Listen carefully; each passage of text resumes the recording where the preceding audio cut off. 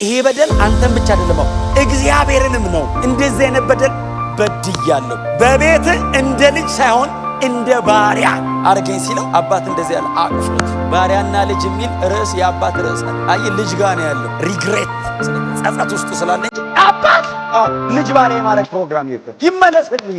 በእውነት በምንም አጋጣሚ ከእግዚአብሔር ሸሽቼ ሮጬ አምልጫለሁ ሰዎች ካላችሁ፣ አርነት መስሏችሁ ወደ ደጅ ሄዳችሁ ሰዎች ካላችሁ ሞት ነው ያለው። የአባት ልብ አልተቀየረም። ዛሬም እነዚህ የፍቅር እጆቹ ተዘርግተው ኑ አምልኩ፣ ኑ ተጠጉ፣ ኑ እቅፌ ውስጥ ግቡ። እግዚአብሔር አጠገብ ስንሆን አያችሁ ያ ሙቀት፣ ያ ጠረን፣ ያ ሴኪሪቲ የእግዚአብሔር እጆች እንደተዘረጉ ናቸው። የጠፋውን መፈለግ እግዚአብሔር አያውቀው። ያጣውን ልጅ ሁል ጊዜ ይጠራው። ደጅ ደጅ ነው የሚያየው አባቱ።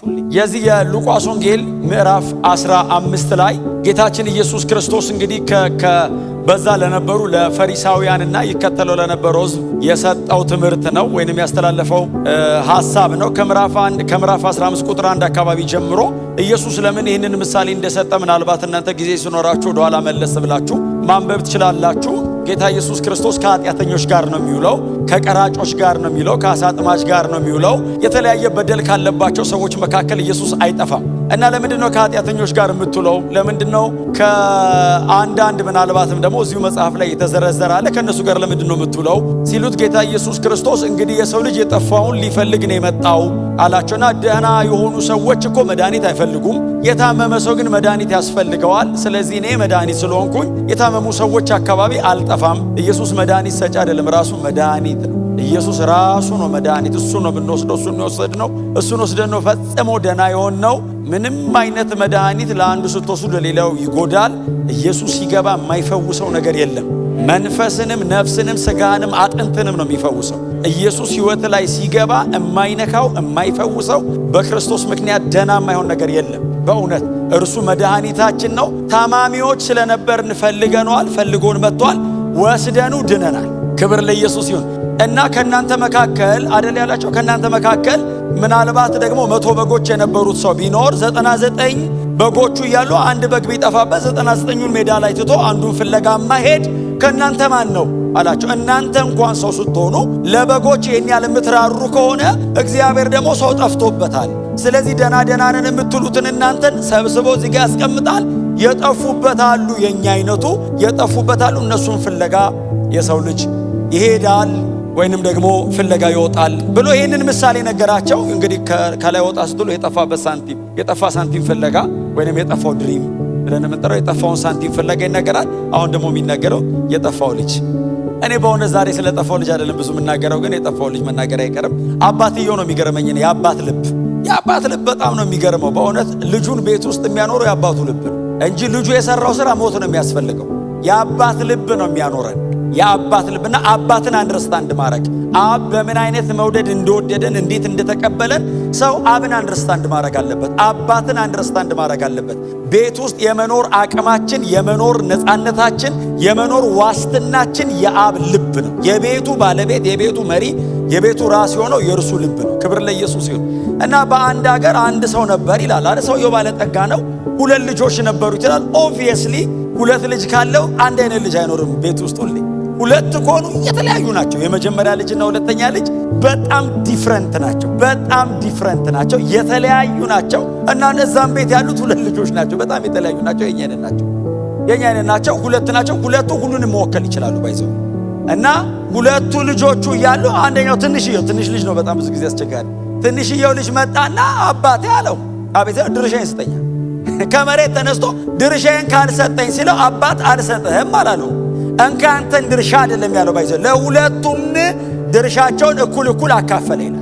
አንተም ትልቅየው ድርሻ ይሄ ነው፣ አንተ ደግሞ ትንሽየው ድርሻ ይሄ ነው ብሎ ካካፈለ በኋላ ልጅየው ድርሻውን የጠየቀበት ምክንያት አለ ባይዘው።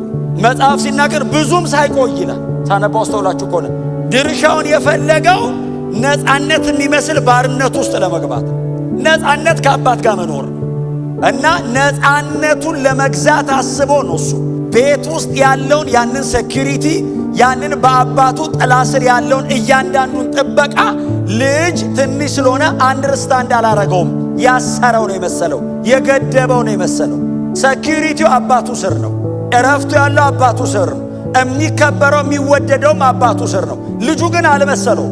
የራሴ የሆነውን ነገር እፈልጋለሁ ብሎ ድርሻችንን ስጠን ሲለው ድርሻውን ሲሰጠው ብዙ ሳይቆይ ልጁ አባቱ የሰጠው ንብረት ይዞ ወደ ሌላ አገር እንደውም ወደ ሩቅ አገር ነው ሄደ የሚለው። ሩቅ አገር ሄደ። ማድረግ የሚፈልገው ነገር አለ ልብ ውስጥ። በጣም በትህትና በእውነት ጎናቸው ያለ ሰው አባት ቤት ነው ነፃነት ያለው ብሉት። አዎ በእውነት ከእግዚአብሔር ቤት ወዴትም አንሄድም። ምናልባት በጣም ትንሽ ልቡ የኮበለለ ሰው ካለ ዛሬ በእውነት ከዚህ ሰው እንድንማር ጌታ ኢየሱስ ነግሮናል። እኛ ዋጋ እንዳንከፍል ዋጋ የከፈሉ አሉ ከፊት። በጣም ልጆች ስለሆንን እንታለላለን። በጣም ልጆች ስለሆንን ደጅ ያለው ነገር አንዳንዴ ያጓጓናል። ውሸት ነው፣ ጨለማ ነው፣ ሞት ነው። አልቲሜትሊ ደጅ ያለው ነገር የሚፈልገን ሊገለን ነው። እንድንኖር የሚፈልገው አባታችን ብቻ፣ በህይወት ሊያየን የሚጓጓው አባታችን ብቻ። ግን አያችሁ በፈቃድ ስለሆነ የሚያኖረው አልፈልግም አለ ልጅ። እምቢ ሲል አባት ማስገደድና ማስጨነቅ የሚችልበት ሌቭል አይደለም።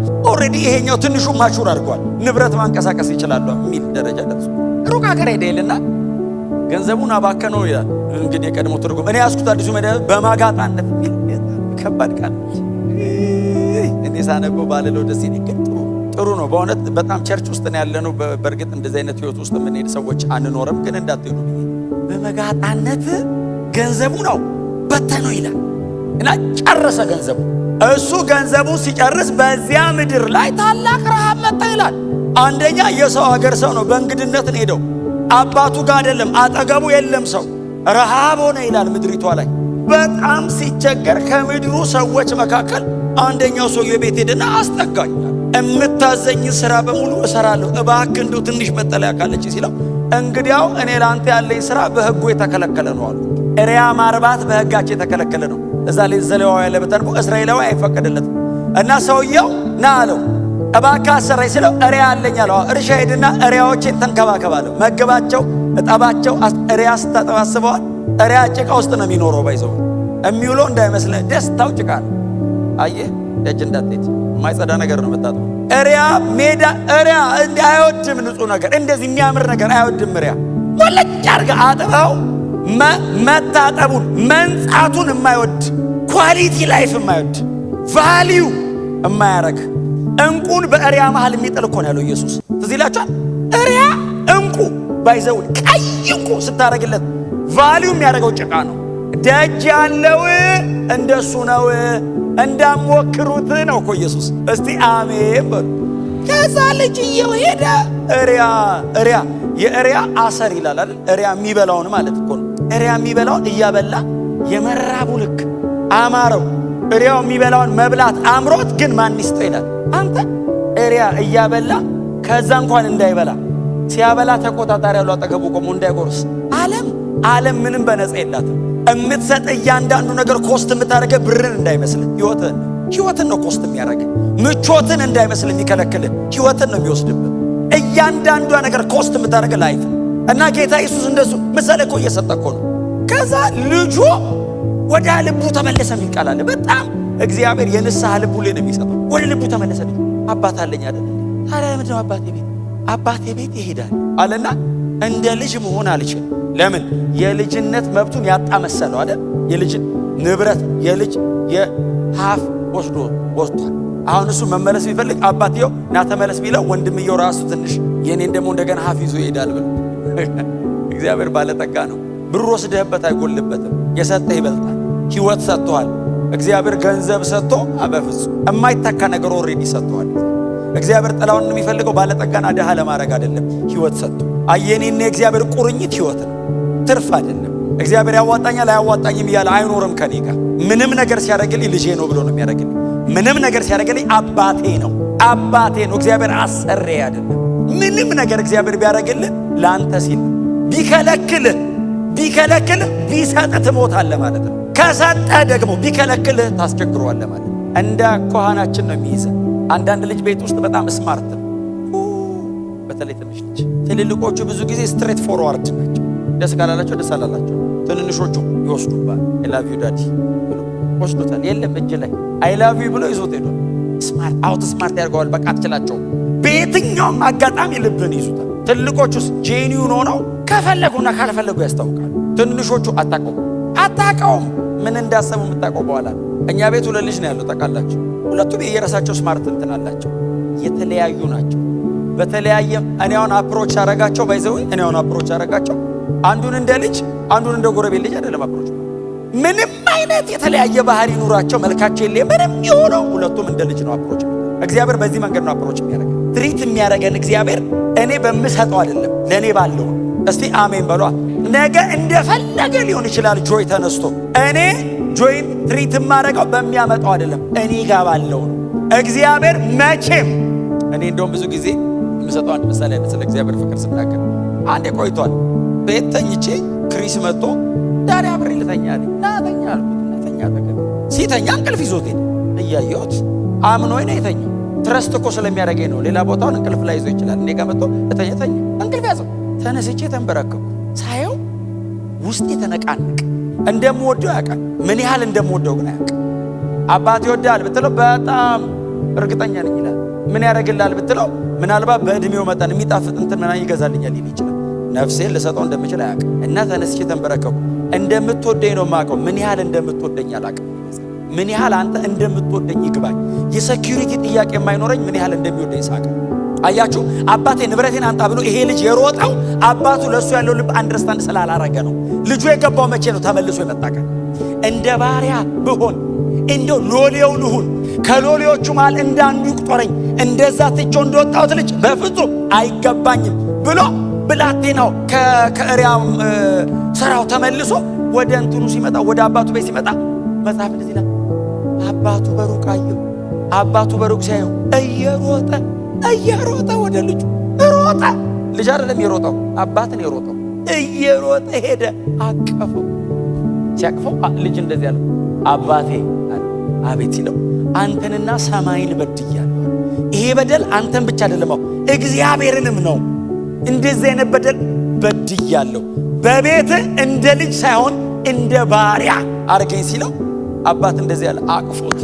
ባሪያና ልጅ የሚል ርዕስ የአባት ርዕስ አለ። አይ ልጅ ጋር ነው ያለው። ሪግሬት ስለጸጸት ውስጥ ስላለ እንጂ አባት ልጅ ባሪያ የማድረግ ፕሮግራም የለውም። ይመለስልኝ ነው።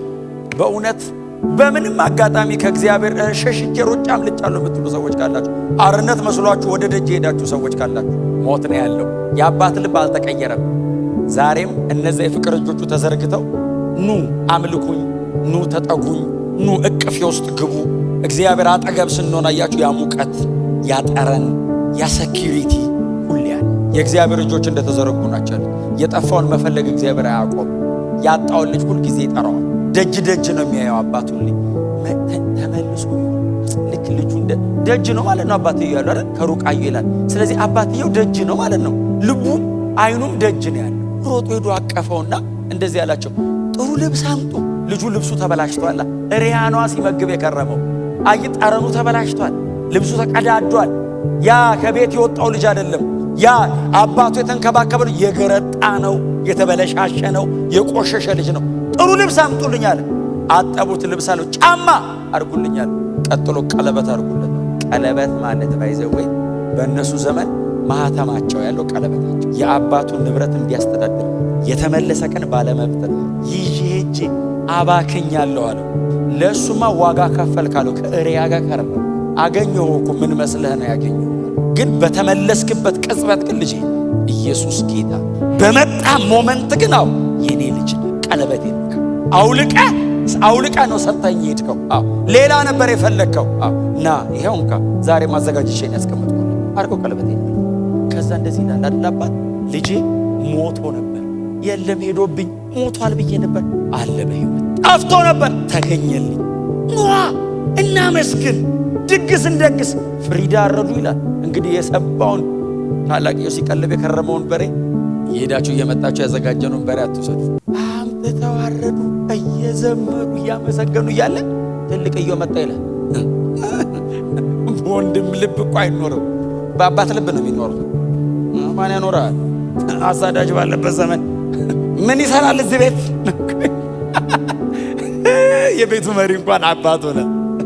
ጎናቸው ያለው ሰው በእግዚአብሔር ልብ ነው የምንኖረው በሉት። ወንድምየው መጣ ከደጅ እኛ ቅድም እንዳመለክ እየተዘለለ ይዘመራል። ክብር ለአንተ እግዚአብሔር።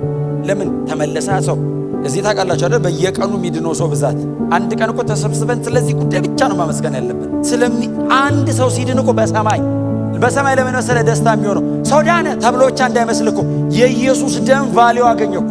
ኢየሱስ የሞተበትን ጉዳይ ሰው ገባው። መላእክት አንደርስታንድ አደረጉ። አዎ ሰማይ መለከት ምናምን ጨምር ለምን አንድ ሰው ተጨመረ? የኢየሱስ ደም አንድ ሰው ቀደሰ። ኢየሱስ እንደሞተ አንድ ሰው ገባው ተብሎ እኮ ልጄን ዋጋ የሚሰጥ ሰው አገኘው ብሎ እኮ ነው አብ። ክብር ለኢየሱስ ይሁን። ይህን ሁሉ ሰው እግዚአብሔር በእኛ ላይ የጨመረ ስለበላውና ስለጠጣው ነው እንደሚዘምረው። ባንበላስ ባንጠጣስ በቃ የመጨረሻ ባትበሉ ምንድን ነው የምትሆኑት? ምንድን ነው የምትበሉ? ጾም ጸሎት ነው የሚሆነው። ግን እሺ ቆይ ጾም ጸሎቱ አልቲሜት ቢሆን ሞት በትሞት የት ነው የምትሄደው? ሰማይ ጌታ ጋር። ምንም ባይዘዌ ከጌታ የሚያስቀረን ነገር አለመብላት አያስቀረን። መብላትም ብዙ ጊዜ ሲወስ ሳይበላ መንፈሳዊ ግን ያው የገባችሁ ነገር በምንም አይነት ከፍታና ዝቅታ እንደማይቀየር በጣም ተስፈኛ። ክብር ለኢየሱስ። ከዛ ደጅ ሲመጣ ሰማ። ምን አንዱ ሎሌ ነው ባይዘ ምንድን ነው ታናሽ ወንድም መጣ። የት ነው ሌላ አለ እንዴ? አንድ ነው ያለው። ያ እኩል ይዞ ሄደው አባካኘው። ማን አስገባው? አባት። ምን አድርጎ? ገና ከሩቅ ሲያየው አባቱ ራሱን መቆጣጠር አቅቶት እያለቀሰ ልጄ መጣልኝ ብሎ አገር ምድር እያየው እያለቀሰ ሲመጣ የለበሰው ልብስ አለ ሪያ እያረባን ይከርመዋል። የሪያ እንትን አለ ላይ ያለው ሽታው ሰው ያስጠጋም። እና እኛ ራሱ በሩቅ ቆመን ስናየው አባት አቀፈው። ለአባት ልጅ ነው። አይ ሎሌ በለው ምናምን በለው ማንም የፈለገው ሊል ይችላል። ለአባት ልጅ ነው። አይ ማንም ሩቅ ቆሞ የፈለገው ሊያረግ ይችላል። የፈለገው ሊል ይችላል። እግዚአብሔር በክርስቶስ በኩል ነው የሚያይ። ልጄ የፈለገ ኃጢአተኛ ብትሆን ቀድሽ አቆመዋለሁ ነው የሚለው። ወድቋል ብትል አነሳዋለሁ ነው የሚለው። አቆመዋለሁ። ልጄ ነው፣ ከፍዬበታል። ስሙ ለዘላለም ብሩክ ይሁን። ከዛ መጽሐፍ እንደዚህ ይላል፣ ተበሳጨ ይላል። ግባ አልገባም። ልክ ልጅ ነው ግን በጣም እልከኛ። አልገባም። እንዴት እንዲያረጋል አባቴ አረን አባቱን ጠራውና ድርሻ እኩል ይዞ ሄዶ እንደገና እንዴት ትመልሰዋለህ?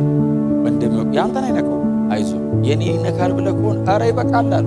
ይበቃ መንግስቱ ሰፊ ነው። ምን ያገፋፈናል አና የሚል እኮ መዝሙር አለ። በእውነተኛ ምን እንደሚያጣልን እኮ ነው ግራ የሚገባኝ። ሰማይ እኮ ከምድር ይበልጣል። ሰማይ በጣም ትልቅ ነው።